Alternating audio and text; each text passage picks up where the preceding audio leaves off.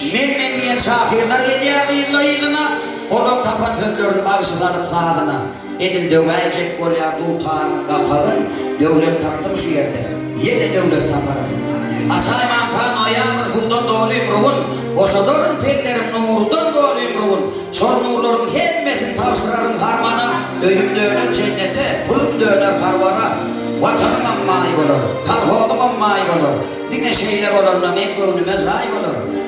Bir şuulicigin diye benim söyleyen maradım. Benim diyen enten bir paltan toyun vuroyum. Vah maradım beni söylesem kayın men. Zer tanıyordum satırsa eder mene tayin men. Tüzdefinin gök sayın ayrı ol ya lezzeti. Ol yine de kaynattı, son yine de demledi. Sonra varsa sol yerde, burada aşık bilen. Aşık nahariydik, yedece kaşık bilen.